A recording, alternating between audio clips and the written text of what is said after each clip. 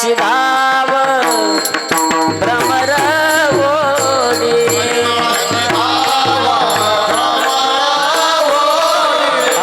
तैशी तुझी गोडी लागो माझा तैशी तुझी गोडी लागो लागे माझा कैसे तुझी गोडी लागे माझा लागे माझा कैसे तुझी गोडी लागे माझा अविट गे माया माया विटेना अविट गे माया माया विटे जवळी आहे परी भेटेना भेटेना जवळी आहे परी भेटे परी बेटे जवळी आई परी बेटे बेटे जवळी आई परी बेटे तृषा लागलीये जीवनाते तृषा लागली जीवनात गोडी तृषा लागलीये जीवनाते ओढी लागली जीवनात गोडी तैशी तुझी गोडी लागो या जीवा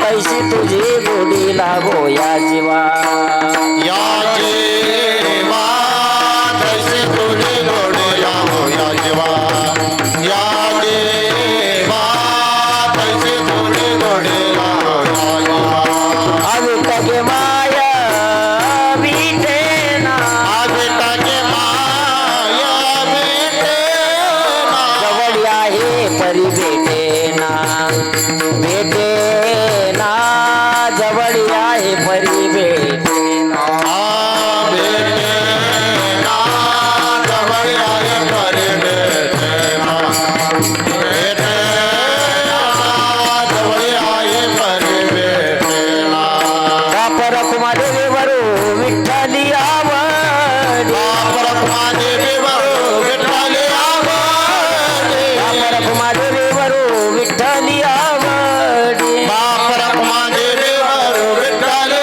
आवडे गोडी अशी गोडी मिळून गेली गोडी अशी गोडी मिळून गेली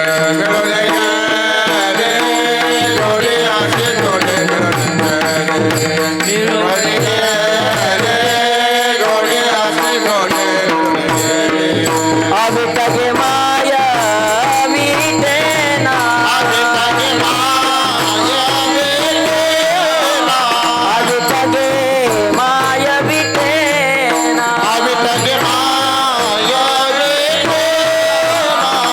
जवळी आहे परी भेटेना भेटेना जवळी आहे परी भेटेना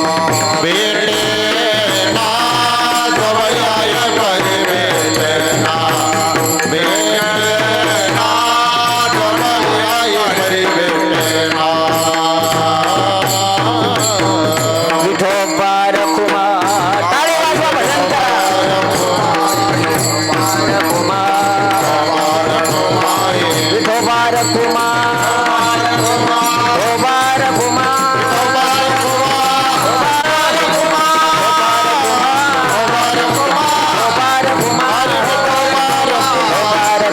भजन करा टाळी वाजवा टाळी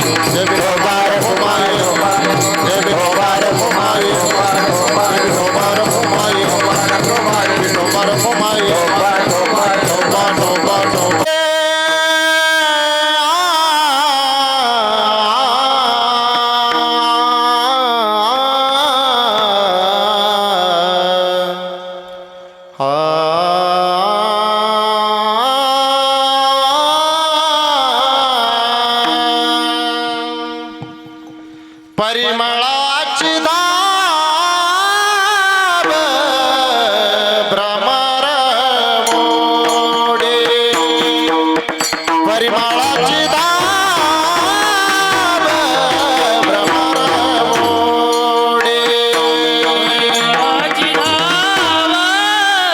भ्रमर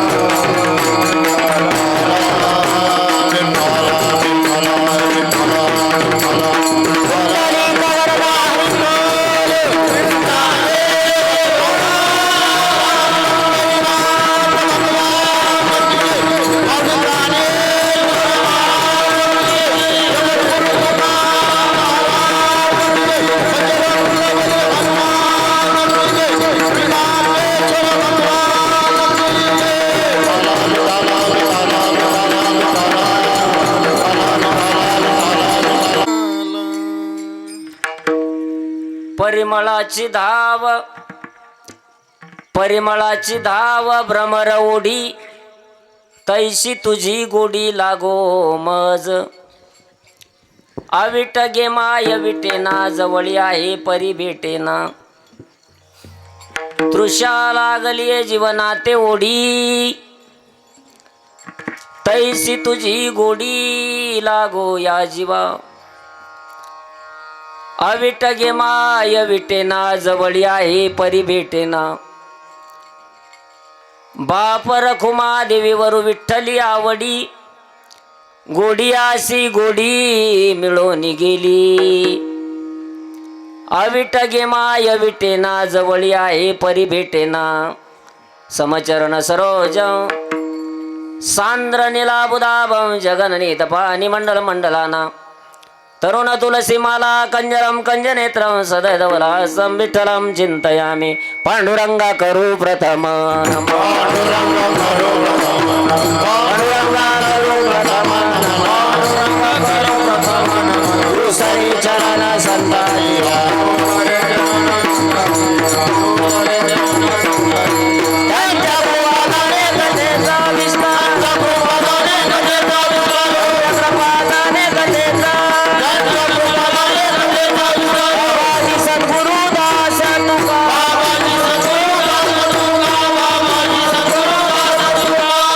मन मन दुसरे चरण संताचे त्यांच्या कृपादाने कथेचा विस्तारू बाबाजी सद्गुरु दास तुकाचा यांची केली स्मरण होय सकळ विद्येचे अधिकरण तिची बंधू श्रीचरण सद्गुरूचे ते नमस्कार होणे आता गंगा विशुद्धम निदपाद स्पर्शम जरो वेटितम चुंबितम पुण्यस्थानम जराले स्थितम तम समाधिस्थ मूर्ती नमामि गंगा गिरियोगिराजम तपोज्ञान वैराग्य भक्ति स्वरूपम सदालंकृतम साधु संन्यासी मुखेश वेदांत शास्त्रार्थ नीतिम नमो नारायण गिरिजी ब्रह्मस्वरूपम लोकाभिरामं रणरंगधीरं राजीवनेत्रं रघुवंशनाथं करुणरूपा करुणाकरन्दं श्रीरामचन्द्रं शरणं प्रपद्ये नीलाम्बुज श्यामलं कोमलागं सीतासमर्पितवामभागं पाणवासायक चारुचापं नमामि रामं रघुवंशनाथं लोकाभिरामं रणरंगधीरं राजीवनेत्रं रघुवंशनाथं करुण्यरूपा करुणाकरन्दं श्रीरामचन्द्रं शरणं प्रपद्ये श्री गुरुचरण सरोज रजनिज मन मुकुर सुधारी वर्णो रघुबर विमल जसु जोदायक फलचारी बुद्धीन तनुजानिके सुमिरो पवन कुमार बल बुद्धि विद्या देऊ मोरे हरे वो कले सविकार मस्तक हे पाया वरिया वार करी संताचाया वार करी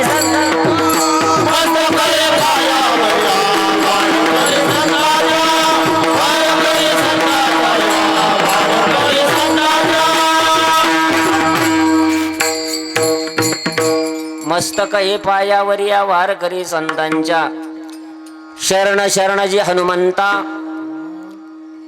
तुम्हालो रामदूता काय भक्तीच्या त्या वाटा मज दावा व्या सुबटा असो नसो भावालो तुझी आठाया कृपा दृष्टी पाहे मजकडे पंढरी राया मुक्त कैवल्य तेजोनिधी भगवान श्री ज्ञानोबराय जगद्गुरु श्री संत तुकोबराय शांती ब्रह्मनाथ महाराज योगीराज सद्गुरु गंगागिरीजी महाराज गुरुवारे ब्रह्मलीन संत सद्गुरु नारायणगिरीजी महाराज माझे सद्गुरु महंत गुरुवारे रामगिरीजी महाराज आदी करून सकल संतांच्या चरणावरती साष्टांग नमन करून सेवेला सुरुवात करूया। कीर्तन निरूपणासाठी आपल्या समोर गायलेला अभंग माऊली महावैष्णव ज्ञानोबरायांचा अभंग आहे ना, हा तळमळ व्यक्त करणारा अभंग आहे। ज्ञानोबराय आजच्या अभंगामध्ये म्हणतात, देवा मला गोडी लागू दे। कशी गोडी लागू दे, कशासारखी गोडी लागू दे, तुझ्या नामस्मरणाची तुझी गोडी मला लागावी, पण कशा पद्धतीनं कशासारखी लागावी याच्यासाठी आजच्या अभंगामध्ये दोन दृष्टांत दिले। एक आहे भ्रमराचा दृष्टांत, एक आहे तहानलेल्या माणसांचा दृष्टांत। विठ्ठल विठ्ठल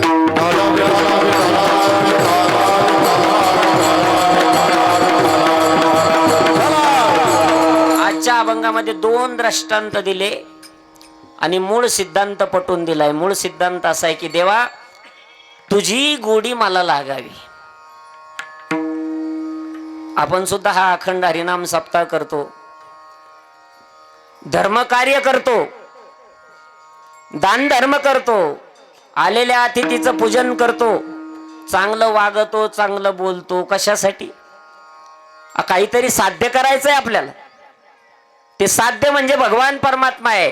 तो परमात्मा आम्हाला साध्य करायचा आहे आणि म्हणून जीवनाचं अंतिम ध्येय भगवंताची प्राप्ती आहे. त्याच्यापासून वेगळा झाला त्याला प्राप्त करायचंय, ते ध्येय भगवंत आहे.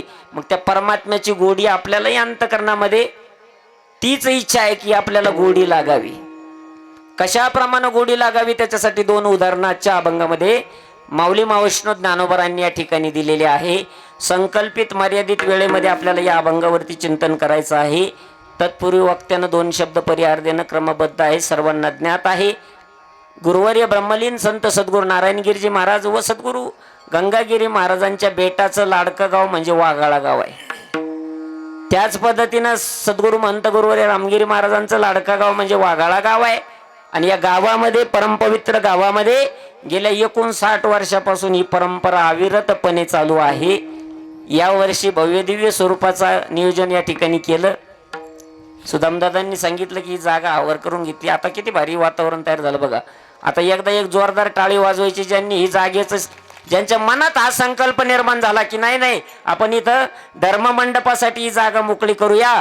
ज्यांनी ज्यांनी कष्ट घेतले, मेहनत घेतली त्या सर्व ग्रामस्थ मंडळीला मी धन्यवाद देतो. त्याचबरोबर आमच्या भारतीय सैन्य दलामध्ये कार्यरत असलेली सगळी मंडळी, जवान मंडळी यांनी या ठिकाणी रंगरंगोटीचं काम केलं आणि सुंदर या ठिकाणी आपल्याला स्वतःला झोकून दिलेलं या धर्मकार्यामध्ये. त्या सर्व जवानांचं, त्या ठिकाणी सैन्य दलामध्ये कार्यरत असलेल्या मंडळीचं मी या ठिकाणी मनपूर्वक वारकरी संप्रदायाच्या वतीनं योगीराज सद्गुरू गंगागिरी महाराज संस्थान, सर्व महाराज मंडळी सर्वांच्या वतीनं मी हार्दिक असं स्वागत करतो. कारण या महाराष्ट्रावरती उपकार आहे महाराज. कोणाचे? महाराष्ट्रावरती उपकार माझ्या बळीराजाचे, शेतकऱ्याचे आहे. आणि दुसरे उपकार आहे ते या सैनिकांचे आहे महाराज.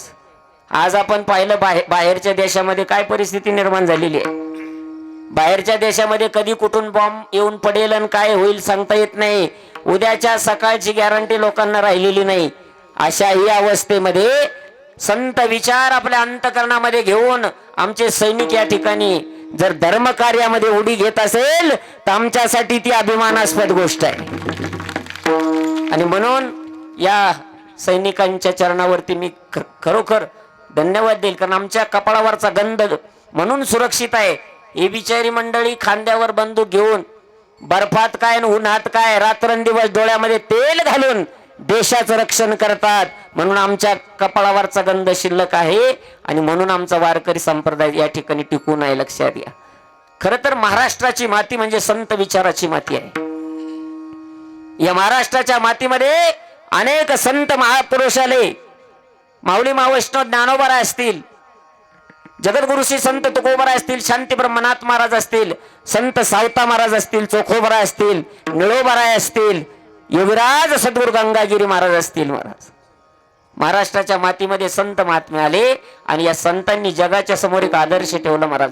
महाराष्ट्राची माती ही संत प्रधान आहे, संत भूमी आहे. आणि म्हणून संतांच्या विचार घेऊनच छत्रपती शिवरायांनी स्वतःचं राज्य निर्माण करून दाखवलं. जगद्गुरु श्री संत तुकोबरायांचे विचार घेऊन, जगद्गुरु श्री संत तुकाराम महाराजांची कीर्तन ऐकून छत्रपती शिवरायांच्या मनामध्ये त्या ठिकाणी विचार निर्माण झाला की स्वतःचं राज्य असावं, या प्रजेसाठी सुरक्षेचं त्या ठिकाणी छत्र असावं. म्हणून मुठभर मावळे एकत्रित केले. रक्ताचा टिळा भगवान महादेवाच्या पिंडीला लावला. हर हर महादेव नावाची गर्जना झाली. स्वतःचं राज्य निर्माण झालं महाराज. शत्रूचं निर्दालन केलं. अन्यायाच्या विरोधामध्ये माझ्या छत्रपती शिवरायांनी आवाज उठवला. भगवा फडकविला शुभान भगवा फडकविला, भगवा फडकविला शुभान भगवा फडकविला.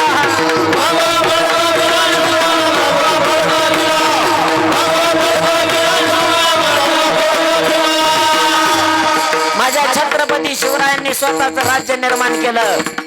पण ज्या विचारानं केलं ते विचार म्हणजे जगद्गुरु श्री संत तुकोबरायांचे विचार आहे. जगद्गुरु श्री संत तुकोबरायांनी छत्रपती शिवरायांना सांगावं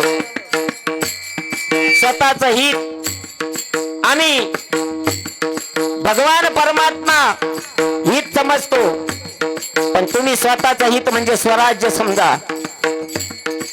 आम्ही अभंगाच्या माध्यमातून प्रहार करतो, तुम्ही अन्यायावरती, थोतांडावरती, भोंदूगिरीवरती आम्ही अभंगाच्या माध्यमातून बोलू, परंतु तुम्ही शस्त्राच्या माध्यमातून त्या ठिकाणी स्वतःच राज्य निर्माण करा. हा आदर्श घेऊन छत्रपती शिवरायांनी मुठभर मावळे एकत्रित केले. रक्ताचा टिळा भगवान महादेव त्या पिंडीला लावला. हर हर महादेव नावाची गर्जना झाली. स्वतःच राज्य निर्माण झालं. महाराज भगवा फडका बिना शुभान, भगवा फडका बिना, भगवा फडका बिना शुभान, भगवा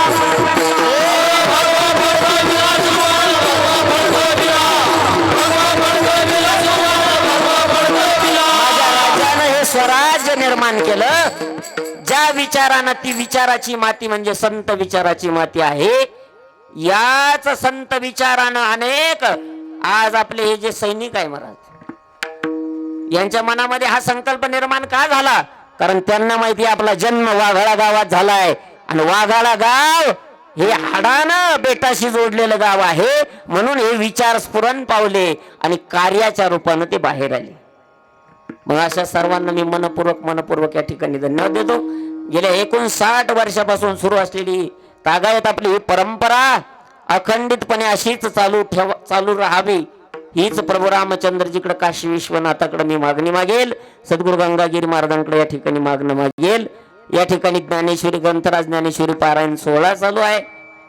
आदरणीय आमचे ज्येष्ठ गुरुबंधू अशोक दादा या ठिकाणी, त्याचबरोबर आमचे विनायक महाराज आणि गावातील सर्व भजनी मंडळी, सर्वांच्या उपस्थितीमध्ये, सर्वांच्या एकोप्यानं कार्यक्रमाचं वाढलेलं सौंदर्य, रोजच्या अन्नदानाच्या पंक्ती आहे. यातून एक पॉझिटिव्ह ऊर्जा तरुणांसाठी निर्माण होत असते. आणि म्हणून सर्व बागाळा ग्रामस्थांना मी मनपूर्वक धन्यवाद देतो. माता भगिनींना मोठ्या संख्येने उपस्थित राहिल्याबद्दल तुम्हाला सर्वांना धन्यवाद देतो. आणि या ठिकाणी आज 6व्या दिवसाची कीर्तन सेवा माझ्यापर्यंत या ठिकाणी आलेली आहे. सद्गुरू माझे महंत गुरुवर्य रामगिरी महाराज जसं काही बोलून घेतील, बोलण्याचा मी प्रयत्न करणार आहे. मी एवढा काही मोठा माणूस नाही, लगेच विद्वान नाही, आणि मी तुमच्या समोर बोललो आणि तुमच्या जीवनामध्ये लगेच परिवर्तन झालं आणि लगेच उद्यापासून तुम्ही सगळं संसार प्रपंच सोडला आणि रात्रंदिवस भजन करायला, असं थोडी घडणार आहे.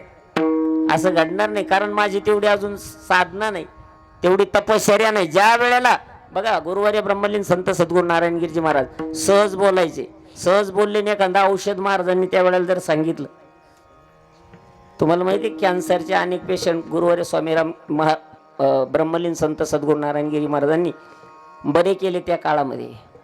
पण लोक जर गेले, महाराज कॅन्सर झालेले औषध द्या, अगोदर खवळायचे, अगोदर रागवायचे, आणि रागवल्यानंतर थोड्या वेळानं ते जर बसूनच राहिले तर थोड्या वेळानं म्हणायचे कुठल्याही मंडळी वाघाळायचे का, काय झालं, कॅन्सर झालं या पेशंटला. बरोबर एक काम करा, काळी कपिली गाय, तिचं दुसरं वित पाहिजे, आणि तिचं काय घ्यायचं, गोमित्र घ्यायचं, तिचं शेण घ्यायचं, 8 पदरे असं उपरणं असं करून दाखवायचे महाराज. 8 पदरातून ते गाळायचं, सकाळी 1 कप, संध्याकाळी 1 कप घ्यायचं, असं औषध सांगून द्यायचे महाराज. सहज बोलणे हित उपदेश. आणि महाराज ते औषध घेतल्यानंतर लाखो लोकांचा कॅन्सर त्या काळामध्ये गुरुवर्य ब्रह्मलीन संत सद्गुरू नारायणगिरी महाराजांनी बरा केला. लक्षात घ्या, आजही तीच परंपरा.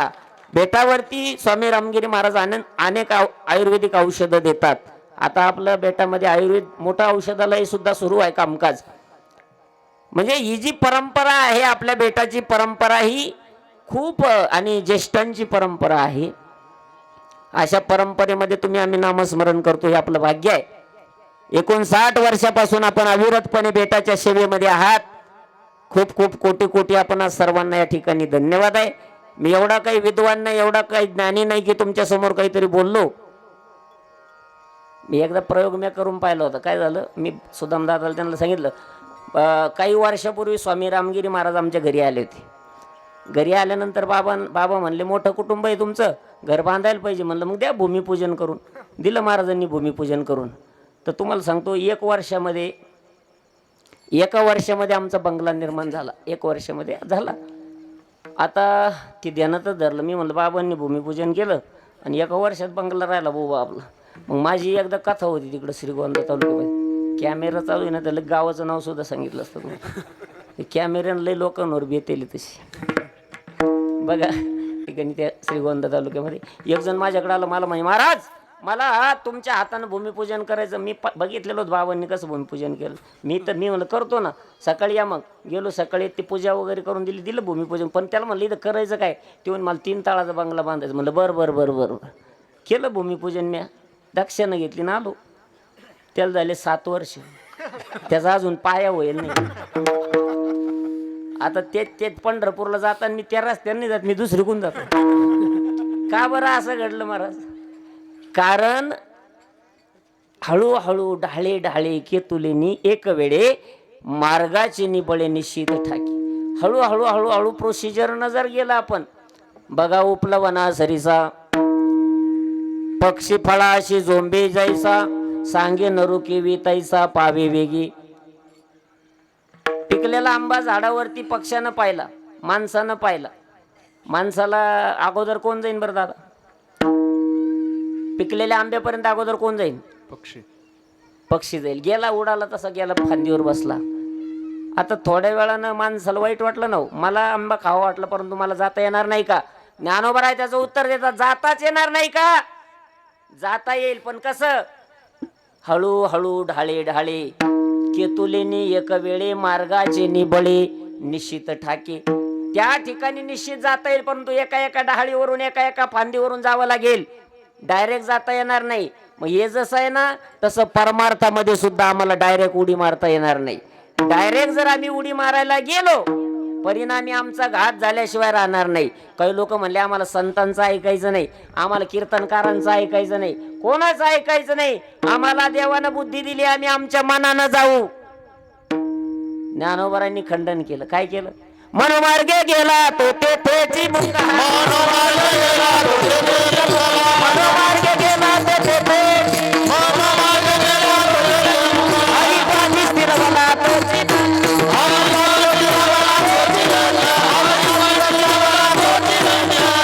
मनाच्या मार्गाने अनेक लोकांनी जाण्याचा प्रयत्न केला, परंतु ते सक्सेस झाले नाही. मग काय करावं लागेल? आम्हाला संतांचं ऐकावं लागेल. संताविन प्राप्ती नाही, संताविन प्राप्ती नाही, संताविन प्राप्ती नाही, संताविन प्राप्ती नाही. ऐसे वेद देती ग्वाही, ऐसे वेद देती ग्वाही, तेने साधती साधन, तेने साधती साधन. ऐसे वेद देती ग्वाही, ऐसे वेद देती ग्वाही, तेने साधती साधन, तेने साधती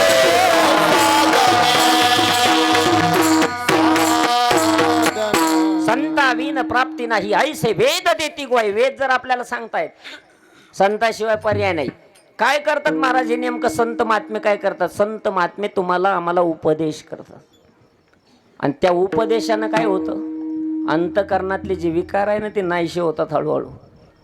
माणसाच्या अंतकरणामध्ये घाण भरलेली आहे. सर्वांचंच अंतकरण पवित्र असेल असं नाही. अंतकरणामध्ये असे काही विकार आहे, मीपणा आहे. मी म्हणजे काय? कारण हा जो संसार आहे हा भ्रमाचा बुडबुडा सांगितलाय. भ्रामक आहे, भ्रामक. इथं जी दिसणाऱ्या सगळ्या ज्या वस्तू आहे त्या भ्रमात पाडणाऱ्या आहे.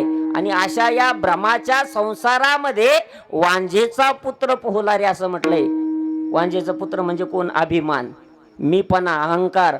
इथं संसार करत असताना मी केलं लई लोकांना अभिमान आहे महाराज. एका ठिकाणी मी वास्तुशांतीच्या कीर्तनाला गेलो. कीर्तनाला थोडा टाइम होता. एक जण माझ्याकडे, महाराज कीर्तनाला टाइम येतात, चालत्या का चहा घ्यायला? त्याला चहाचं घेणं नव्हतं, त्याचा बंगला मला दाखायचा.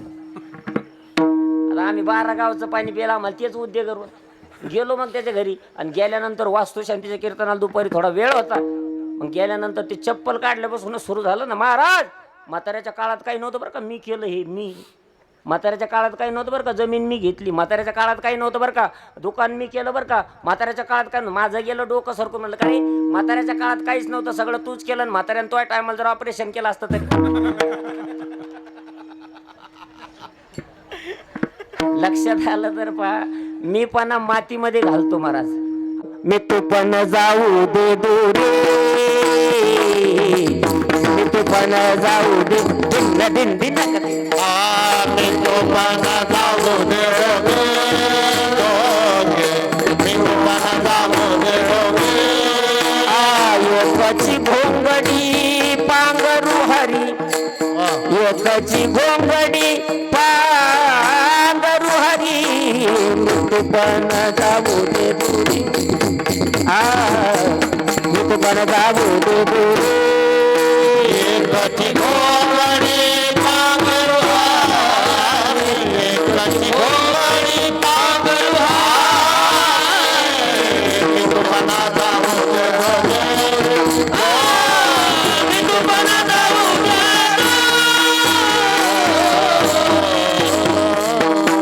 मी पणा गेला पाहिजे, तू पणा गेला पाहिजे महाराज. अंतकरणामध्ये जे विकार आहे त्या विकाराचा हळूहळू नाश झाला पाहिजे, लयाला गेली पाहिजे.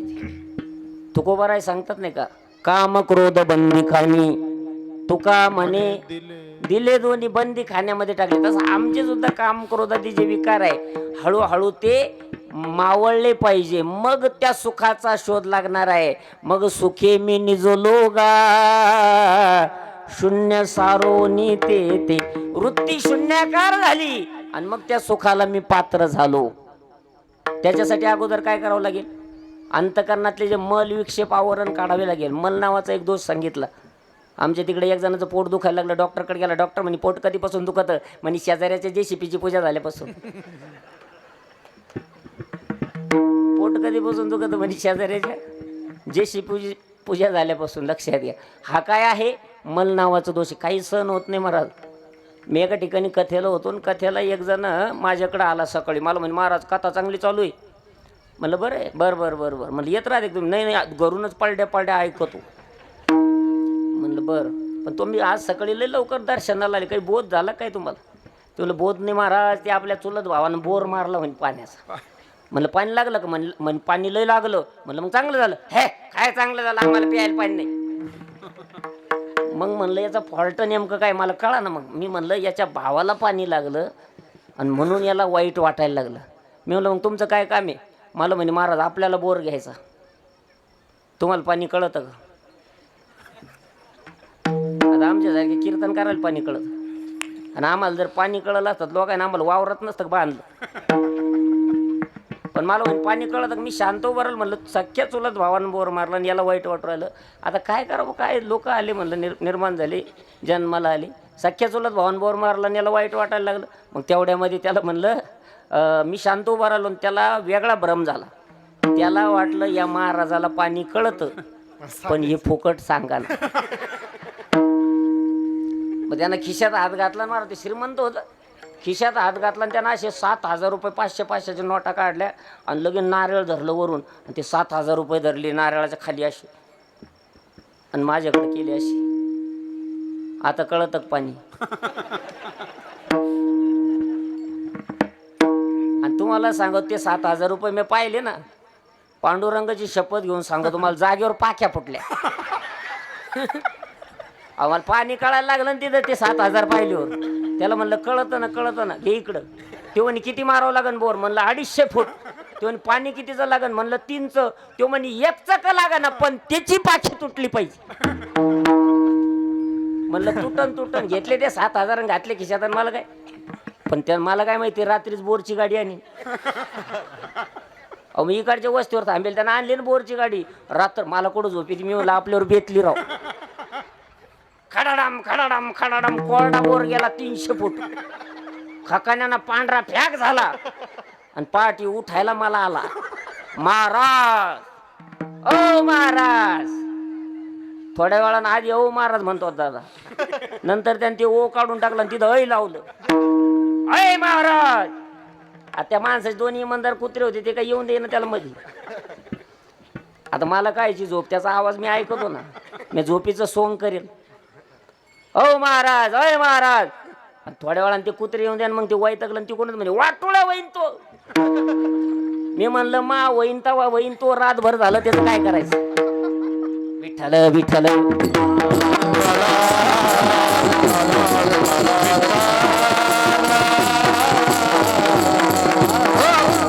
सांगायचं तात्पर्य एवढंच आहे. मल विक्षेप आवरण हे जे दोष सांगितले माणसाच्या अंतकरणामध्ये हे एकदा निघून गेले. ते एकदा निघून गेले का स्वच्छ होतं अंतकरण. आणि स्वच्छ झालेलं अंतकरण भगवान परमात्म्याला आवडतं. मग भगवान परमात्मा येऊन गोपाळ राही तेथे तुका म्हणे चित्त करारे निर्मळ येऊन गोपाळ राही ते. मग त्या भगवान परमात्म्याला बोलवायला जायची गरज नाही. तो आपोआप येतो महाराज. आणि त्या ठिकाणी काय करतो तुमच्या आमच्या अंतकरणामध्ये आनंद द्यायला सुरुवात करतो. बघा मी 3 तत्व आता काशी विश्वनाथ आणि भगवान प्रभू रामचंद्र यांचा काय संबंध आहे. त्या निमित्तानंच आपला हा कार्यक्रम आहे ना. काशी विश्वनाथ भगवान परमात्मा आणि प्रभू रामचंद्रजी जन्म उत्सव. आता भगवान महादेव हे शिवतत्व आहे. प्रभू रामचंद्रजी हे रामतत्व आहे. एक कृष्ण तत्व आहे. शिवतत्व काय करतं कल्याण करतं. एक लोटा जल सब समस्या काल. खरं आहे बरं का खोटं नाही. तुमच्या अंतकरणामध्ये तुमचे विचार जर स्वच्छ असतील तुम्ही एक जल टाका एक लोटा भर भगवान महादेवावरती आपलं साकडं घाला. भोळं दैवत आहे. प्रसन्न होतं. पाण्यानं सुद्धा प्रसन्न होतं आणि तुमची मनोरथ पूर्ण करतं महाराज. असं बोलत कल्याणकारी तत्व शिवतत्व आहे. कल्याणकारी तत्व शिवतत्व आहे. भगवान परमात्म्याची आराधना करतात. आता महादेवाची आराधना करणारी बरीच मंडळी महादेवाचे सगळे भक्त श्रीमंत असतात. एका ठिकाणी सुद्धा असंच मंदिर होतं महादेवाचं. 3 जण तिथं बसायचे रोज गप्पा मारीत बसायचे रोज नित्यनेमान. तिथं बसले की एक जण म्हणला का रे 3 जण रोज गप्पा मारीत बसायचे. एक जण हुशार होता जरा ज्ञानी होता. तो म्हणला का रे तुला माहिती आहे का हे मंदिर कोणाचं आहे महादेवाचं. आणि महादेव कसं दैवत आहे 12 वर्षानंतर महादेव प्रसन्न होतात माहिती आहे का तुला. मग आपण आपल्याला इथं बसून किती दिवस झाले. जर एकाच जागेवर जर 12 वर्ष बसलं रोज नित्यनेमानं तर महादेव प्रसन्न होतात. ते 3 म्हणले खरं राव खरं राव. म्हणे मग आपल्याला प्रसन्न होतं काय महादेव. म्हणे जर आपण एवढे भाग्यवान नाही प्रसन्न झाले पण झाले तर काय मागशील रे तू. पहिल्याला म्हणे तू काय मागशील. ते हुशार होते म्हणलं पहिलं सध्याच्या काळात सगळ्यात जास्त किंमत कशाला आहे. आता मी सकाळी तिकडं पैठणच्यात खाली होतो सकाळी कीर्तनाला वर्ष श्राद्धाचं. आता एवढं वडताड करीत 7-9च्या पोचलोच इथं कमूनभर. सगळ्यात जास्त किंमत कशी जाऊ द्या कोडमध्ये राहू द्या कोडमध्ये राहू द्या. सगळ्यात जास्त किंमत कशाला आहे पैसे तेरे 3 नामन परशा परसो परस राव. बरोबर का नाही. सगळ्यात जास्त किंमत पैशाला आहे. मग ते एक जण म्हणलं मी देवाकडं महादेव जर प्रसन्न झालेच तर एवढे पैसे मागून घेईन एवढे पैसे मागून घेईल. किती मागून घेशील. चिचीचे झाडं 100 कोट आणि प्रत्येक पानाला 100ची नोट. किती झाले पैसे. चिचीचे झाडं 100 कोट आणि प्रत्येक पानाला 100ची नोट. किती झाले पैसे मला उद्या सांगा फोन करून. सांगता येणार नाही. बरं दुसऱ्याला विचारलं तू काय मागशील रे. तो म्हणला मी तू जे मागितलं ते मी कंपल्सरी मागणार पण त्या चिचीच्या झाडाचे जे लाकडं आहे ना त्याच्या फळ्या तयार करून कपाटं तयार करून सगळ्या नोटा जोडून सगळ्याच्या त्या नोटाच्या सगळ्या कपाटाच्या चाव्या माझ्याकडं. हे दुसऱ्याचं मागणं. तिसऱ्याला म्हणे तू काय मागशील. ते तिसरा हुशार असतो. दोघांमध्ये तिसरा कधी हुशार असतो. आता दृष्टांत घुसला म्हणून सांगतो. बघा पूर्वीचा काळ होता. जुन्या काळामध्ये लोक सावडी बनवायची. सावडी कशाला म्हणतात म्हणजे नांगटीचे दिवस आले का सावडी करायची. याच्याकडे याचे 2 बैल त्यांचे 2 बैल आणि त्यांचे 2 बैल तिघांमध्ये नांगर चालायचा मोठ्या पहाटपासून. म्हणजे आमच्या काळातलं सांगतो जुनं नांगर चालायचं 10:30 पावणे 11 नांगर सुटायचं आणि मग जेवण करायचं. सगळ्यांची नांगरिणी झाली की मग एक दिवस पार्टी बनवायची. काहीतरी काम वाढलं बा सगळं. आता मग काय करायचे पार्टी बनवायची जुन्या काळामध्ये. मग त्या जुन्या काळामध्ये आता एक जणांनी पार्टी बनवली पण कशाची पार्टी बनवायची. मग खीर करू म्हणले भारी. दोघांमध्ये तिसरा कसा हुशार असतो ते सांगतो. खीर करू भारी. एक जण गावात गेला साखर आणली एक जणांना दूध आणलं एक जणांना तांदूळ आणले आणि त्या तिघांनी खीर बनवली महाराज. आता सकाळपासून संध्याकाळपर्यंत काही खाल्लेलं नाही अशी खमंग खीर बनली. आता जेवायला बसायचं तर प्रॉब्लेम एक झाला ताट एकच होतं मग एक जण म्हणला मी गावातून आलो राव, एवढ्या वडताड करीत मी साखर आणायला गावात गेलो, एवढं माझे 4 किलोमीटर पाय दुखायला लागले, अगोदर मी खीर खाणार. दुसरा म्हणला नाही, मी तात्याच्या मळ्यात गेलो, तिथून दूध आणलं आणि माझे पाय दुखायला लागले, मी अगोदर खीर खाणार. तिसरा म्हणला जमत नाही, मी अगोदर खीर खाणार. झाला ना वाद सुरू. आता तिघांमध्ये ठरलं, मग एक काम टाकून ठेवा आणि काय करा, सकाळी ज्याला चांगलं स्वप्न पडन त्यांना पहिली खीर खायची. झोपले तिघं, खीर झाकून ठेवली. सकाळी उठल्यानंतर आता रात्रभर विचारच करून ठेवला काय स्वप्न पडलेलं सांगायचं. मग पहिल्यानं सांगायला सुरुवात केली, माझ्या स्वप्नामध्ये रात्री प्रभू रामचंद्रजी आले, मला अयोध्याला घेऊन गेले, पहाटे 4:30ला पुन्हा आणून सोडलं. दुसऱ्याला विचारलं तुला काय स्वप्न पडलं, भगवान कृष्ण कन्हैया आले, मला वृंदावनात घेऊन गेले, पहाटे 4:30ला पुन्हा आणून ठेवलं. तेवढ्यामध्ये याला विचारलं तुझं स्वप्न काय. ते म्हणलं खरं सांगू का, आपलं स्वप्न सांगायसारखं नाही. नाही पण सांग. नाही आपलं स्वप्न सांगायसारखं नाही. सांग म्हणतो ना. तो म्हणला तुम्हाला खरं सांगतो, माझ्या स्वप्नामध्ये रात्री 12:30 वाजता बजरंग बली आले, हात गदा घेतलेली खांद्यावर माझ्या समोर येऊन उभे राहिले आणि मला म्हणले उठ, तेवढी खीर खाऊन घे. बर एवढं करून मी तुला पाहायला आलो, तो तू अयोध्याला गेलेला. याला पाहायला गेलो तो हा वृंदावनात गेलेला. बळ बळ बळ बळ मला तेवढी खीर खावा लागली. हा दोघातला तिसरा हुशार आहे. आता बघा पहिला दृष्टांत आपला असा आहे, एक जण म्हणे देवाकडून मागून घेईन काय चिचेचे झाडं 100 कोट, प्रत्येक पानाला 100ची नोट. दुसऱ्यानं सांगितलं ते लाकडं फळ्या तयार करून सगळ्या नोटा कपाटात जोडून चाव्या माझ्याकडं. तिसऱ्यानं मागितलं तुम्ही दोघांनी जे मागितलं ते मी कंपल्सरी मागणार, पण पुढच्या जन्माचं मी मागून घेणार, पुढच्या जन्माचं मी मागून घेणार. पुढच्या जन्मी तुम्ही दोघांना माय सख्य चुलते व्हावा, दोघांना निपुत्रिक रावण पठ्ठ्याचा तुमचा वारस या पठ्ठ्याला व्हावा. लक्षात आलं तर पहा, म्हणजे शिवतत्व कल्याणकारक आहे. काय देईल याचा भरवसा नाही. शिवतत्व कल्याणकारक आहे, कृष्ण तत्व आकर्षण करणार आहे. भगवान कृष्ण कन्हैयाच्या लीला तर आपल्याला सद्गुरू मंत गुरुवर्य रामगिरी महाराजांच्या मुखारविंदातून ऐकायला भेटणारच आहे परवा दिवशी. कारण कृष्ण तत्व ऐकावं सद्गुरू मंत गुरुवर्य रामगिरी महाराजांच्या मुखातून महाराज. परवा काल्याच्या दिवशी आपल्याला ऐकायला भेटणार आहे.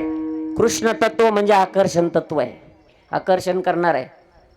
म्हणून तर हरीने माझे हरिले चित्त, गवळणींच्या चित्ताचं हरण केलं भगवान परमात्म्यानं. आमच्या मीराबाईच्या बाबतीत काय घडलं, मीराबाईच्या चित्ताचं सुद्धा भगवान परमात्म्यानं आकर्षण केलं महाराज. हे आँख वो जो शाम का दर्शन किया करे, है शीश वो जो प्रभु चरण में वंदन किया करे, बेकार वो मुख है जो रहे व्यर्थ बातों में, मुख वो है जो हरि नाम का सुमिरन किया करे. हीरे मोती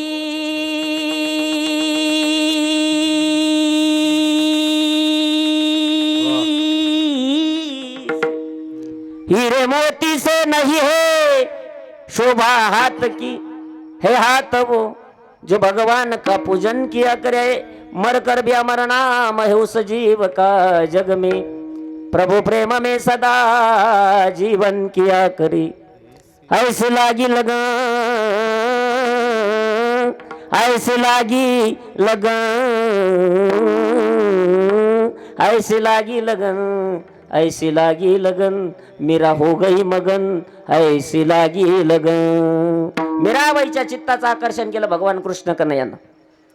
एक आहे कल्याणकारी तत्व, एक आहे आकर्षण करणारं तत्व, आणि एक आहे आनंद देणारं तत्व. कोणतं असेल ते भगवान प्रभू रामचंद्र. जय विठ्ठल विठ्ठल.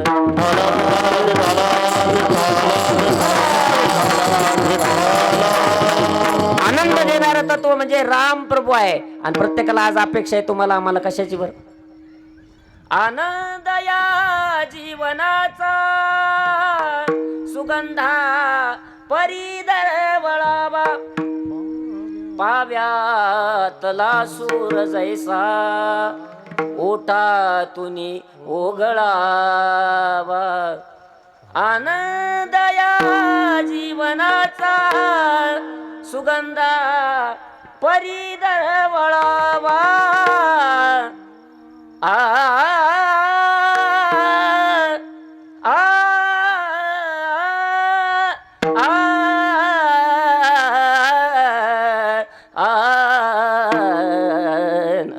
वा वा म्हणा जरा विठ्ठल विठ्ठल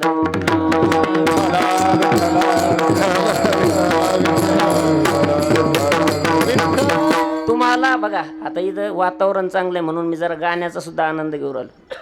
मला गायचा जरा ना काय याला काय होत होतं राऊंड राऊंड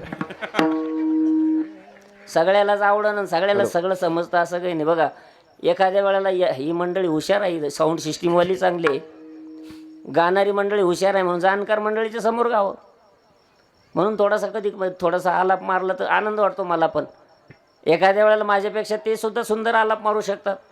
एखादी चाल त्यांना त्यांची बसलेली असेल मला ती जमणार नाही पाठीमागं, एखादी माझी बसलेली असेल त्यांना पाठीमागं जमणार नाही. कारण सगळ्यांना सगळं जमेल असं थोडी का.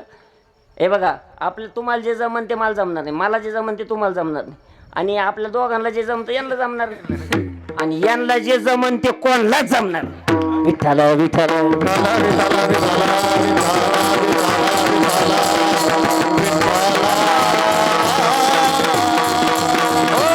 आनंदाची अपेक्षा प्रत्येकाला आहे. काय आनंद प्रत्येकाला पाहिजे. संसार आपण प्रापंचिक माणसं, आपण का जोगी का बैरागी का संन्यासी, आपण माणसं प्रापंचिक माणसं. प्रापंचिक माणसांना आनंद शोधावा. आनंद देणारं तत्व काय राम तत्व आहे. राम या नावामध्ये एक सुद्धा वाकडा अक्षर नाही आहे, एक सुद्धा वाकडा अक्षर नाही. राम कथा रामायण प्रभू रामचंद्रजीचं नामस्मरण. मी तर नेहमी सांगत असतो राम कथा ही मंदिरातल्या देवाची कथाच नाही, रामायण मंदिरातल्या देवाचं नाही आहे, राम कथा ही मंदिरातल्या देवाची कथाच नाही आहे. तर राम कथा ही प्रत्येक घराला मंदिर बनवणारी कथा आहे. प्रत्येक घराला मंदिर जर बनवायचं असेल तर माझ्या प्रभू रामचंद्रजीने जगाच्या समोर आदर्श ठेवला, तो आदर्श आपण पाळला पाहिजे, ते वचन आपण पाळलं पाहिजे. अशी भगवान प्रभू रामचंद्रच्या जन्म उत्सवाच्या निमित्तानं सुरू असलेला ज्ञानयज्ञ सोहळा, आज कीर्तनाची सेवा माझ्यापर्यंत आली. त्या निमित्तानं माऊली महावैष्णव ज्ञानोबराय म्हणजे कोण आहे बरं? ज्ञानोबराय म्हणजे या वारकरी संप्रदायाचा पाया ज्यांनी रचला. ज्ञानदेवे रचिला पाया, उभारिले देवालया, जनार्दन एकनाथ खांब दिला भागवत, तुका झाला से कळस, भजन करा सावकाश. जगद्गुरु श्री संत तुकोबाराय वारकरी संप्रदायाचे कलशस्थानी आहे. माऊली महावैष्णव ज्ञानोबाने वारकरी संप्रदायाचा पाया रचला. ते ज्ञानोबाराय, त्या ज्ञानोबाराय कोण होते माहिती? योगी आहे. योगी. योगाचं काम काय? योग्याचं काम नागिनी उत्साही नवई द्वारे निरोधून नाडीत्रया माझी सुषुम्ना संचरण साहत्या मार्गाईसे बोलती मुनिजन नरहरी चिंतने हरनिसी मुक्तस्थान. या नाकानं श्वास घ्यायचा, या नाकानं सोडायचा, या नाकानं घ्यायचा, या नाकानं सोडायचा. अशा पद्धतीनं प्राणायाम करत राहिल्यानंतर त्या ठिकाणी इडा पिंगला सुषुम्ना या 3 नाड्या महाराज सक्रिय होतात आणि कुंडलिनी शक्ती जागृत होते. षडचक्राचं भेदन करत करत करत ब्रह्मरंध्रामध्ये प्रवेश करते आणि योग्याला लागते समाधी. ती योगी आहे ज्ञानोबराय. पण योगी असून सुद्धा ज्ञानोबरायांनी त्या ठिकाणी नामस्मरणाचं महत्त्व काय जगाला सांगावं बरं? योग्याचं नामस्मरणाचा काय संबंध येतो? काही येत नाही. पण ज्या वेळेला ज्ञानोबरायांनी तुकोबरायांनी या संत महात्म्यांनी पाहिलं, काय पाहिलं बरं? हे बुडत हे जन नदेत वेलोळा, बुडत हे जन नदेत वेलोळा, बुडत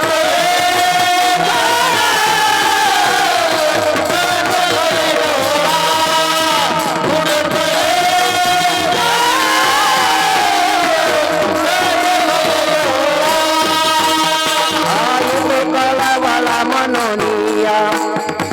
येतो कळा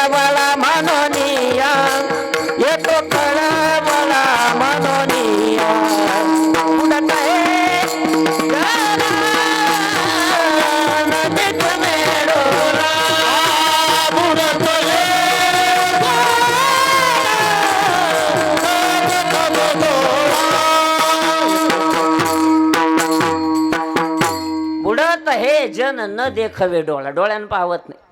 जसं एखादी आई पाणी वाहते आणि लेकरू उन्हात खेळत, आई म्हणते सावलीत खेळ बाळा, ऐकत नाही. मग काही वेळेला अरे सावलीत खेळ, ऐकत नाही. मग दुपारचे 12:30 वाजले, ऊन कडाडलं, पाय पोळायला लागले तरी ते पोरगा ऐकत नाही. त्या वेळेला आई रागावते, ती आई म्हणते सावलीत मर मेल्या. हे जसं आहे ना तसं संत महात्म्यांची भाषा आहे. काही काही वेळेला लागून या पाया विनवितो तुम्हाला, करटाळी बोला मुखी नाम. काही वेळेला पाया पडून, काही वेळेला हात जोडून पाया पडून, काही वेळेला सहजमध्ये सहज बोलणे, हित उपदेश करोनी सायास अशी कविती. आणि काही वेळेला जर रागावले ना, तुकाराम महाराज रागावले काय म्हणले, किती सांगू तरी नाही कटी बटकीचे, सांगू तरी नाही कटी बटकीचे, सुंदरीचे रडती,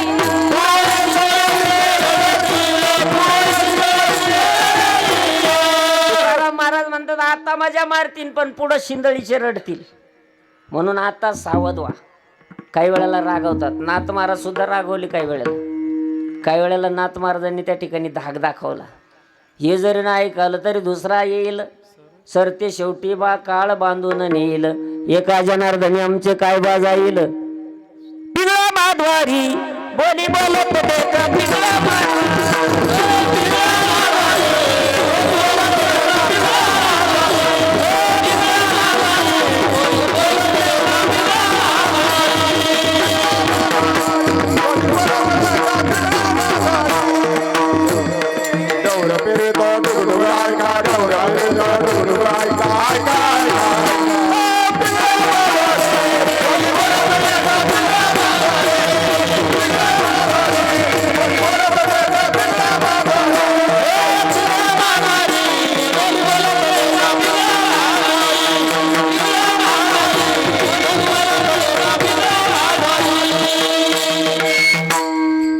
हे काय माहितीये का, धाक दाखवला. पिंगळा महाद्वारी बोली बोल, हे जर नाही ऐकलं तर दुसरा येईल, काळ ओढून नेईल.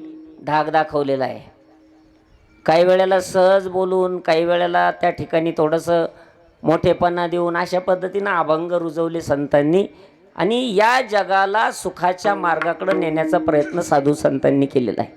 पहिलं लोकांचा ओघ तमाशाकडे जास्त, कारण कलियुगामध्ये काहीतरी घडणार आहे. काय घडणार आहे कलियुगामध्ये, दादा विपरीत घडेल. काय काय घडेल सांगितलं. कलियुगामध्ये बापलोकाचे भांडण कोर्टात लागेल, 7 वर्षाची मुलगी भ्रतार मागेल, पृथ्वीवरी झुंजाट वारा सुटेल, पर्वत उडून जातील बा. कलियुगामध्ये घडणार आहे असं हे पुढं. हे साधू संतांना अगोदरच माहिती होतं. कारण कलियुगामध्ये, या मृत्यूलोकामध्ये, या कलियुगामध्ये विषयाचा परिपाडू, गोड परमार्थ लागे कडू, कडू विषय तो गोडू जीवाशी झाला. जे कडू आहे ते गोड लागेल. आणि असं कधी होतं बरं, कडू गोड लागत, गोड कडू लागत, असं कधी होतं माणसाला? कधी होतं? तुम्ही म्हणशान सांग तुला कायला बोलेली. कडू गोड लागेल, गोड कडू लागेल, असं कधी होईल? कधी होतं? ज्या वेळेला एखाद्या माणसाला पान लागलं, पान, मग जुने माणसं त्याला खायला द्यायचे काय बरं? हा, झोपल्या काय मिरची खायला दिली बरं, ती मिरची खाल्ल्यानंतर ती जर त्याला तिखट लागली नाही तर 100% काय लागलं? पान लागलं. म्हणजे ज्या वेळेला मनुष्य बाधित होतो त्यावेळेला कडू ते गोड लागत आणि गोड ते कडू लागत. हे तर मान्य आहे ना. मग आता कलियुगामध्ये सगळे लोक ज्या वेळेला बाधित होतील, विषयाचा परिपाडू, गोड परमार्थ लागे कडू, कडू विषय तो गोडू जीवाशी झाला. जे कडू आहे ते गोड लागायला लागलं, जीवाला अशी परिस्थिती निर्माण झाली. त्यावेळेला संतांना गरज पडली महाराज. मग गंगागिरी महाराजांनी पाहिलं त्या काळामध्ये लोक तमाशाकडे वाटचाल करतात, जास्त तमाशाकडे गर्दी करू लागले. दाक्षायणी मातेच्या मंदिरामध्ये लासूर स्टेशनला एक इकडचे वरतीलचे सिन्नर तालुक्यातले एक महाराज होते, माधवगिरी महाराज. दादा बरोबर ना? माधवगिरी महाराज ते उत्तम मृदंगाचार्य होते आणि तेही एकांतामध्ये साधना करणारे महात्मे होते. त्यावेळेला माधवगिरी महाराज तिथं आलेले होते. गंगागिरी महाराजांनी त्या ठिकाणी माधवगिरी महाराजांना बोलून घेतलं. पाहिलं का लोकांकडं, लोक कुठं चालले? तमाशाला चालले, तमाशाला. आणि इकडं मंदिरात भजनाला आहे का कोणी? भजनाला कोणी नाही, तमाशाकडे गर्दी चालली लोकांची. अशा वेळेला गंगागिरी महाराजांच्या डोळ्यात अश्रू आले आणि गंगागिरी महाराजांनी त्या माधवगिरी महाराजांना सांगितलं, हे बघा खरं सांगू का तुम्हाला, मी एकांतात राहणारा महात्मा आहे. कारण मला योगीराज म्हणतात, योगी एकांतात राहतात. मी योगीराज आहे, मला एकांतात राहण्याची सवय आहे. आणि तुम्ही सुद्धा योगीराज आहात, तुम्ही सुद्धा एकांतात राहणारे. मग तुम्ही जरी एकांतात राहणारे, मी जरी एकांतात राहणारे, पण या जगासाठी, या समाजासाठी आता आपल्याला लोकांतात यावं लागेल. गंगागिरी महाराजांनी अभंग म्हणायला सुरुवात केली आणि त्या ठिकाणी माधवगिरी महाराजांनी पखवाज वाजवायला सुरुवात केली. गंगागिरी महाराजांचा पहाडी आवाज होता आणि त्या आवाजानं तमाशातले लोक इकडे येऊन बसायला लागले भजनामध्ये. अशी वाणीमध्ये ताकद होती, अशी आवाजामध्ये धार होती, ताकद होती, प्रासादिक ती वाणी होती. ती ऐकण्यासाठी ज्या वेळेला लोक त्या ठिकाणी येऊन बसायला लागले, गंगागिरी महाराजांच्या डोळ्यात आनंद अश्रू आले. अरे तुम्ही खऱ्या अर्थानं आता भाग्यवान आहात. तुम्ही या धर्म मंडपामध्ये आलात. हा कोणाच्या सुपारीचा मंडप नाही, हा लग्नाचा मंडप नाही, हा धर्म मंडप आहे. तुम्ही आता या धर्म मंडपामध्ये आलात ना, आता तुमचं कल्याण झाल्याशिवाय राहणार नाही. आणि खऱ्या अर्थानं भगवान परमात्म्याची कृपा तुमच्यावरती आता झाली. कृपा त्या पांडुरंगाची, कृपा त्या पांडुरंगाची, कृपा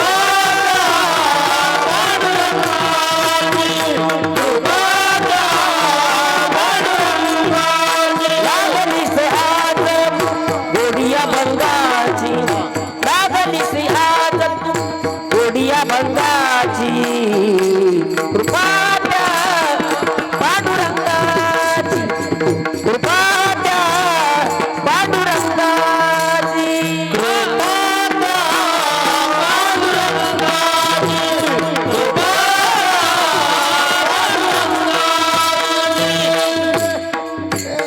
बाबांनो, तुमच्या आमच्यावरती खऱ्या अर्थानं आता कृपा झाली पांडुरंग परमात्म्याची, श्रीरामाची कृपा झाली.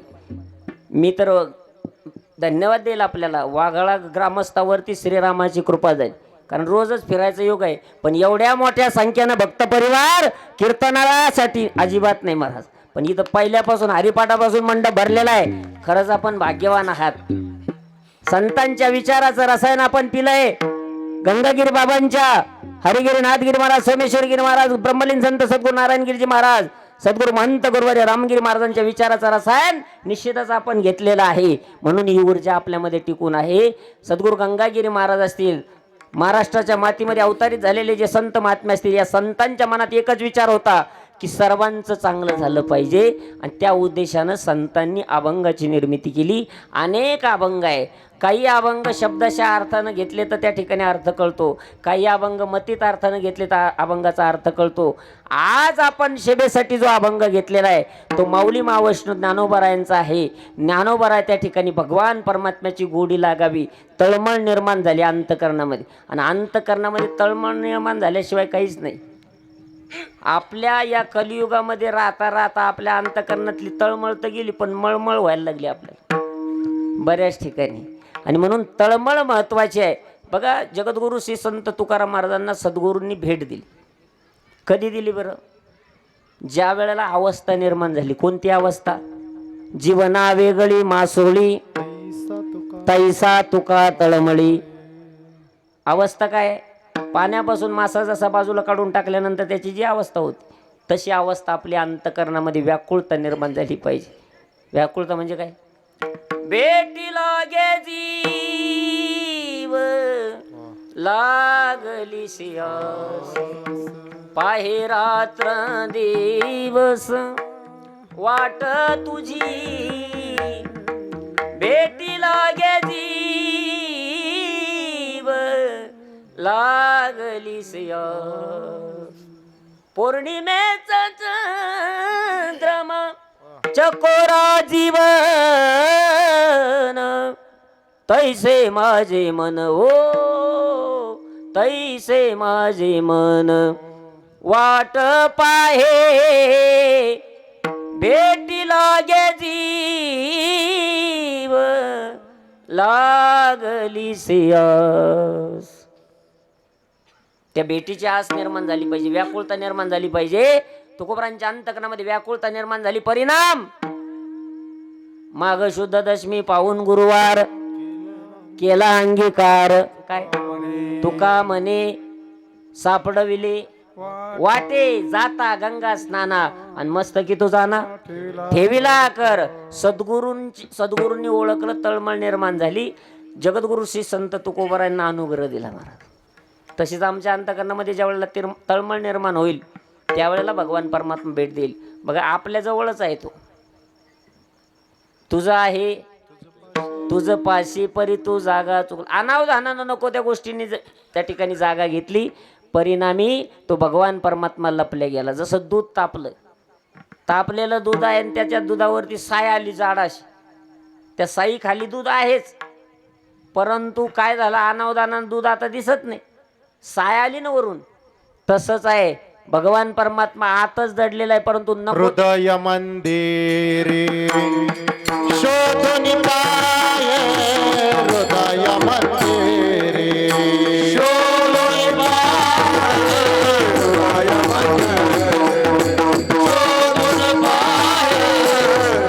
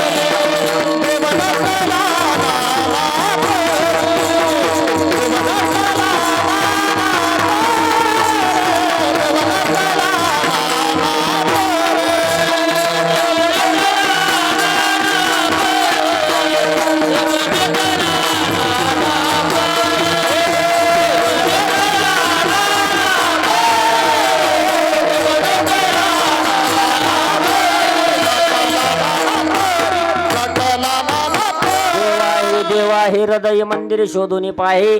देव नटला नाना परी भरून उरला चराचरी.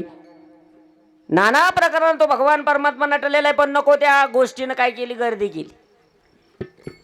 गर्दीच्या जागेवर गर्दी झाली. परिणाम काय झाला, तो भगवान परमात्मा आम्हाला ओळखायला तयार नाही. आम्हाला तो ओळखाना, त्याचं स्वरूप काय आम्हाला कळायला तयार नाही. ते स्वरूप कळून घ्यायचं आपल्याला. ते जीवनाचं ध्येय, अंतिम ध्येय भगवान परमात्मा आहे. कारण तुम्ही अनेक प्रमाणातून ऐक, देवे दिला देह, देवे दिला देह. मग मी तुम्हाला भाग्यवान समजतो. का म्हणलो मी भाग्यवान शब्द मी मोगम कुठं वापरीत नाही. तुम्हाला भाग्यवान का म्हणलो माहिती आहे का? कारण मी जेवढे प्रमाण म्हणलं त्याचा उत्तरार्ध तुम्ही मला दाखवलं.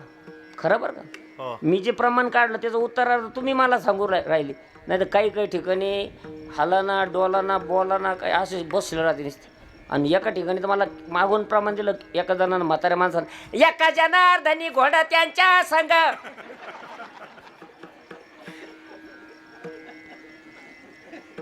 आता तुम्ही सांगा घोडं त्यांच्या संग का घडो त्यांचा संग? आता मी म्हणलं घोडा मला काय तासभर बोलायचं आणि जायचं. इथं सगळे अभ्यासू मंडळी, कारण बेटाच्या परिसरातली मंडळी तुम्ही चाणक्यात. मी सांगत होतो कोणतं प्रमाण म्हणतो होतो आपण आधी?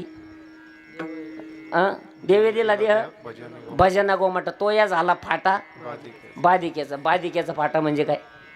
बाधिकेचा फाटा म्हणजे संसार हा बाधित करणाराच आहे.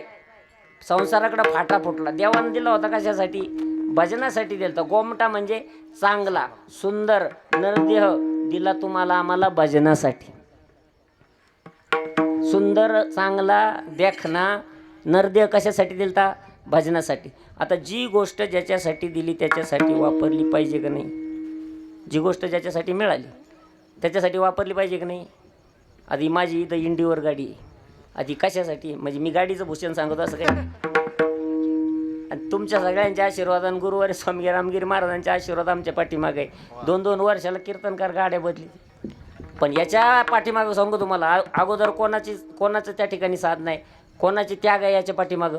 आमच्यासारखे कीर्तनकार महाराज 2-2 वर्षाला गाड्या बदली दे, याच्या पाठीमागं एक भूमिका आहे. तुमच्या कदाचित लक्षात असेल नसेल, परंतु जुन्या काळामध्ये या जुन्या वारकऱ्यांनी दादाच्या मळ्यात भजन असेल, आप्पाच्या मळ्यात भजन असेल, नानाच्या मळ्यात भजन असेल, तात्याच्या मळ्यात भजन असेल, खांद्यावर पखवाद, टाळाची गोणी आणि त्या ठिकाणी पेटी, बगलामध्ये पेटी, या वड्या चिखलातून जाऊन रात्रभर भजन करावं, नारळ सुद्धा घेऊ नये. या मंडळींनी भजन जिवंत ठेवलं, म्हणून आमच्यासारख्या कीर्तनकारावर चांगले दिवस आहे.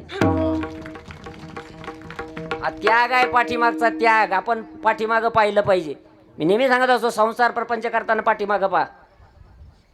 संसार करताना जर पुढं पाहिलं, ज्याला 3 एकर जमीन त्यानं 30 वाल्याकडे पाहायचं पुढं, मरण ना ती.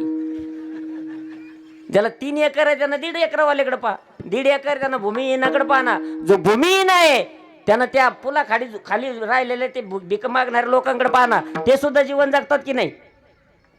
महाराज, संसार करताना पाठीमागं पाहिलं पाहिजे आणि परमार्थ करताना पाठीमागं नाही पाहिजे. भोळे भाविक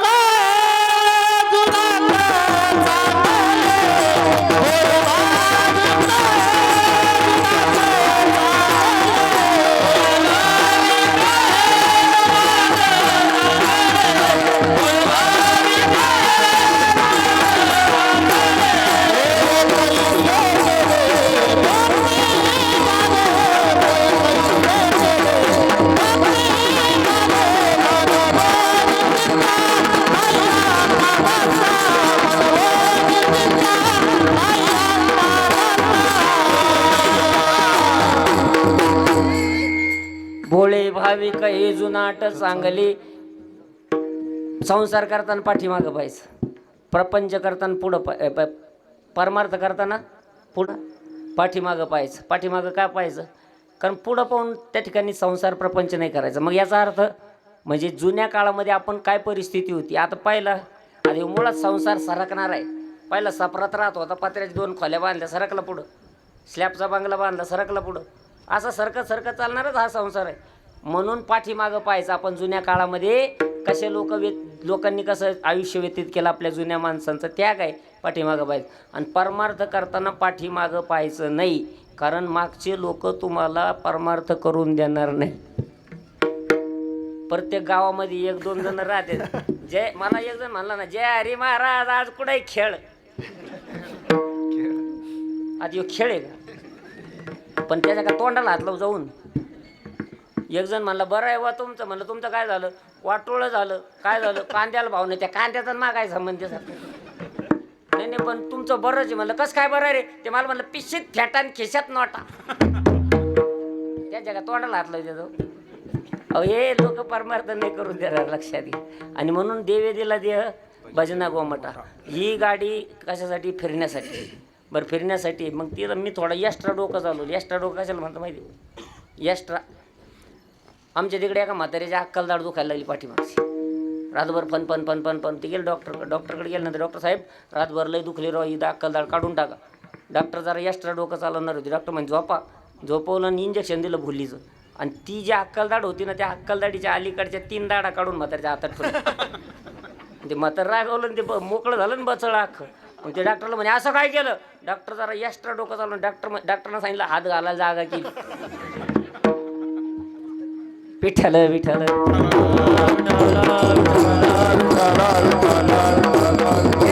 एक्स्ट्रा कशाला म्हणतात? एक्स्ट्रा डोकं चालवलं म्हणजे बघा, माझी गाडी इंडिवर गाडी कशासाठी?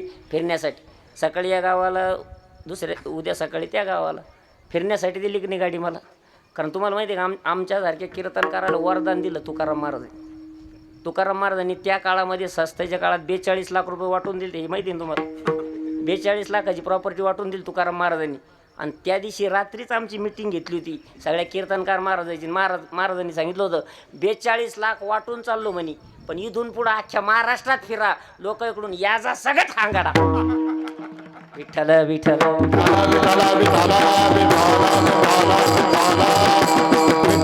विनोदाचा भाग सोडून द्या, पण ही गाडी कशासाठी? फिरण्यासाठी. पण मी एक्स्ट्रा डोकं चालवलं. या गाडीच्या पाठीमागून मी ट्रॅक्टरचा रोट्या लावला. आणि केली रेस गाडी नेली कपाशीच्या राहणं चालन का हो? चालन का? नाही चालणार. इमानदारी का का चालणार नाही? कारण तिचं ते कार्य नाही. तसा देवे दिला देह भजना गोमटा, पण तो या झाला फाटा बाधिकेचा. म्हणजे शरीराचं कार्य वेगळं होतं, पण तो आपण ते वापरलं इतरत्र. बघा आमच्या तिकडे एका म्हातारा छत्रीच्या दुकानमध्ये गेला. दुकानदाराला म्हणलं एक काम करा, गॅरंटीची छत्री आहे का रे तुझ्याकडे 2-4 वर्षाची? मागच्या 15 वाड्यात छत्री नेली, खराब होऊन गेली. दुकानदार हुशार होता, त्याला माहिती म्हाताऱ्याकडून 500 कशी काढायची. म्हणजे दादा 500 रुपयाला जरा महाग आहे. गॅरंटी सांग की त्याची 10 वर्षाची गॅरंटी आहे. 10 वर्षामध्ये मोडली तोडली, काड्या मोडल्या, फाटली तुटली, काही झालं तर बदलून भेटन. गॅरंटी लिहिली दुकानदारानं, 10 वर्षाची गॅरंटी छत्रीची. आणि 10 वर्षामध्ये काड्या मोडल्या, फाटली तुटली, मळाली, काही झालं तर बदलून भेटन बरं का. छत्रीन गॅरंटीचा कागद पुन्हा देता देता पुन्हा सांगितलं म्हाताऱ्याला, दादा 10 वर्ष टेन्शन घेऊ नका, काड्या मोडल्या, तुटली, फाटली, काही झालं तर बदलून भेटन. फक्त हिला 2 गोष्टीपासून जपा, उन्हात नेऊ नका आणि पावसात उघडू नका. ते म्हातारं म्हणजे मग छत्रीचा तिसरा उपयोग काय? तसा भगवान परमात्म्यानं दिला नरदेह परमार्थासाठी दिला, पण तो या झाला फाटा बाधिकेचा. म्हणजे साधू संतांना कळतं म्हणून संतांनी तुम्हाला आम्हाला मार्गदर्शन केलं. आणि त्या भगवान परमात्म्याची प्राप्ती करून घ्या असं संत महात्मे ज्या वेळेला सांगतात, त्यावेळेला संत महात्मे अनुभवातून ते सांगत असतात. ज्ञानोबाराय अगोदर स्वरूप पाहतात, मग ज्ञानोबाराय म्हणतात माझ्या अंतकरणामध्ये तळमळ निर्माण झाली का? त्या भगवान परमात्म्याच्या विषयी तळमळ निर्माण झाली पाहिजे, व्याकुळता निर्माण झाली पाहिजे. मग ज्ञानोबारायांनी बघितलं की या जगामध्ये हे देवा मला तुझी गोडी लागू दे. आपल्याला गोड लागत, आपण म्हणतो गोड, तुला देव आवडतो का? आपल्याला जरी एखादं विचारलं देव आवडतो का, लगी प्रमाण म्हणून दाखवतो आपण. बहु आवडशी जीवापासूनिया कानडिया विठोबा कानडिया. पण आपण ढळढळीत खोटं बोलतो. लहान पोराला विचारलं का रे मामाचं घर आवडतं का तुला? ते म्हणतो हा. मग मामाच्या घरी जातो का? लगी पोरगं घरात गेलं आणि लागलं पिशी भरायला का, मला मामाच्या घरी जायचं, मला मामाच्या घरी जायचं. आता तुम्हाला आम्हाला जर विचारलं का हो देव आवडतो का, तुम्ही मला विचारलं, मी नाही विचारत तुम्हाला, तुम्ही मला विचारा महाराज देव आवडतो का, मी लगी म्हणेन बहु आवडशी जीवापासून या देव. तुम्ही म्हणले देव आवडतो का, मी म्हणलं हो खूप आवडतो मला देव. तुम्ही म्हणले देवाच्या घरी जातो का? मग मी काय म्हणन इमानदारीनं खरं सांग, काय म्हणन बरं? हा म्हणन का नाही म्हणन? हा, मग इथं तर आपलं चुकतं, लक्षात घ्या. देव आवडतं म्हणतो पण देवाच्या घरी जायला नाही म्हणतो. ही तळमळ आहे महाराज. तळमळ जोपर्यंत अंतकरणामध्ये निर्माण होत नाही तोपर्यंत खऱ्या अर्थानं भगवान परमात्मा आम्हाला आवडत नाही. ज्ञानोबारायांच्या अंतकरणामध्ये तळमळ परमात्म्याविषयी निर्माण झाली. ज्ञानोबाराय उदाहरण शोधतात, देवा मला तशी गोडी लागू दे. कशी गोडी लागू दे? परिमळाची दादा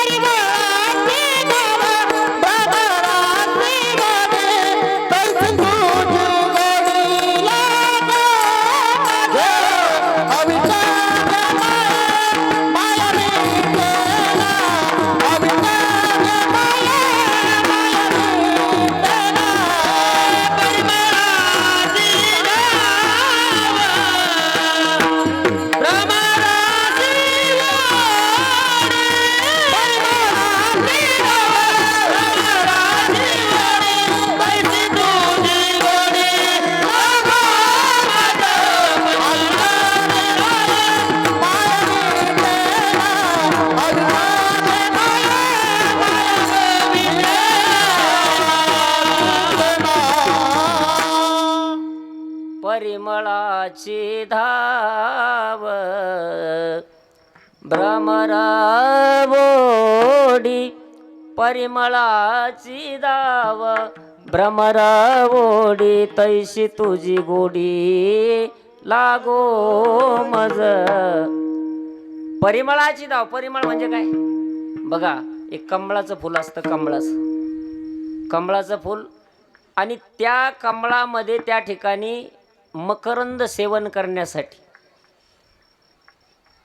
भुंगा येतो. भुंगा कमळावर फुलावर बसण्यासाठी भ्रमर येतो.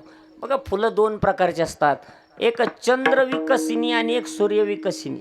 म्हणजे काही फुलं सूर्य उदय झाला की उमलतात आणि सूर्यास्त झाला का मावळतात. त्याच्यात सूर्य उदय झाल्यानंतर उमलणारं फुल म्हणजे कमळाचं फुल. त्या कमळामध्ये मकरंद असतो, मकरंद, आणि तो सेवन करण्यासाठी भ्रमर येतो. त्याला त्याची गोडी आहे महाराज, एवढी गोडी आहे, एवढा आतुर झालेला आहे त्या मकरंद सेवन करण्यासाठी.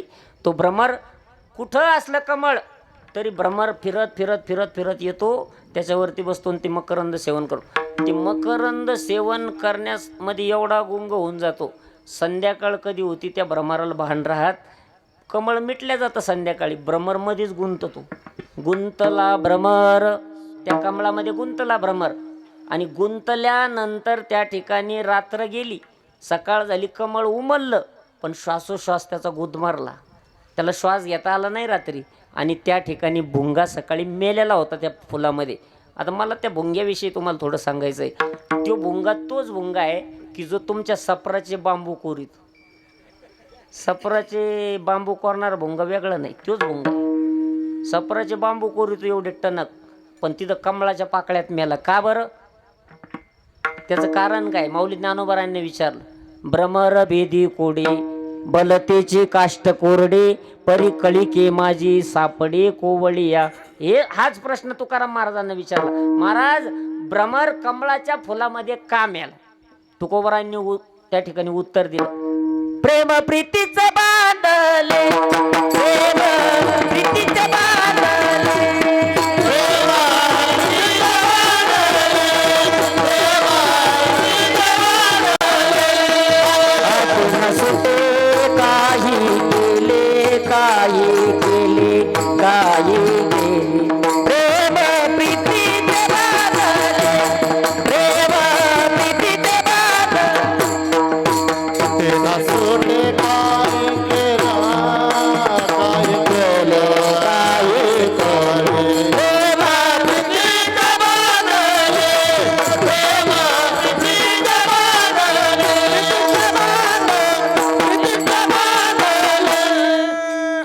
उत्तर दिलं. प्रेम बांधलेलं आहे, प्रीतीचं प्रेम निर्माण झालेलं आहे भ्रमराचं आणि कमळाच्या फुलाचं.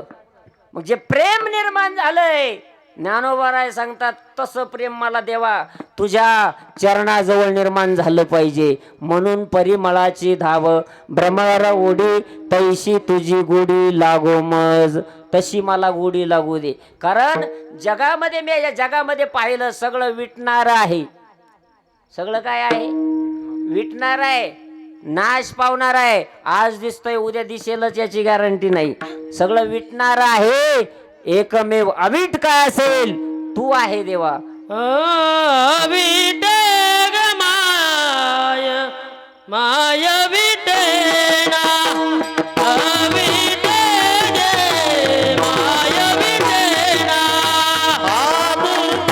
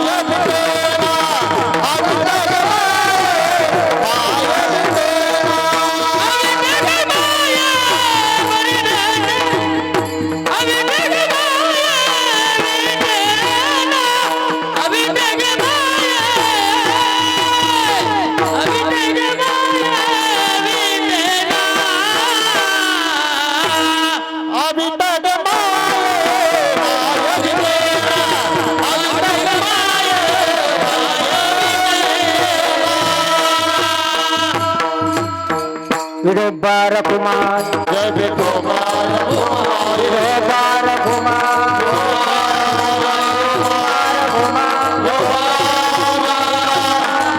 जय विठोबार अविठगे माय विटेना. मौली वैष्णव ज्ञानोबराय भगवान परमात्म्याकडे त्या ठिकाणी प्रार्थना करतात, देवा तू अवीट आहे, बाकीचं सगळं विटणार आहे, पण तू अवीट असून माझ्या जवळ असून मला आतापर्यंत भेटला नाही. म्हणून परिमळाची धाव भ्रमराला जशी त्या फुलाची गोडी लागली, मकरंदाची गोडी लागली, तैशी तुझी गोडी लागो मज. ज्ञानोबराय अजून एक उदाहरण देतात. त्या भ्रमराचं उदाहरण सोडून दिलं ज्ञानोबरायांनी का? कारण भ्रमरामध्ये काही अवगुण दिसले ज्ञानोबरायांना. भ्रमर हा जो प्राणी आहे तो भ्रमित होणार आहे. भ्रमर हा प्राणी उडताना सुद्धा ब्रू शब्दाचा उच्चार होतो, म्हणजे भ्रमित होणारा प्राणी आहे. भ्रमर भ्रमित होत असतो. भ्रमराकडे काही अवगुण सुद्धा ज्ञानोबरांना सापडले आणि मग ज्ञानोबरांनी एका ठिकाणी भ्रमराला उपदेश केला, ऋणू जुनू रे भ्रमरा, सांडी तू अवगुण रे भ्रमरा. लता दिदींचं ध्यान येतं, ती ऋणू जुनू ऐकल्यानंतर, हे ऋणू जुनू रे भ्रमरा, सांडी तू अवगुण रे भ्रमरा, चरण कमल दलू रे भ्रमरा, भ्रमरा ऋणू जुनू रे भ्रमरा, सांडी तू अवगुण रे भ्रमरा, भ्रमरा भ्रमरा. दीदीचं ध्यान येतं का नाही लता दीदींचं? महाराज काही अवगुण दिसले ज्ञानोबरांनी, सांडी तू अवगुण रे भ्रमरा, म्हणून भ्रमराचं उदाहरण बाजूला ठेवून दिलं. ज्ञानोबरांनी आणखीन एक दृष्टांत दिला की उन्हाळ्याचे दिवस आहे, रस्त्यानं चालताना अशी तहान लागली, अशी तहान लागली, अशी तहान लागली, काय करावं, एक पाऊल सुद्धा उचलले जात नाही. आता पाऊल जर उचललं, एवढी तहान लागलेली आहे की एका सेकंदा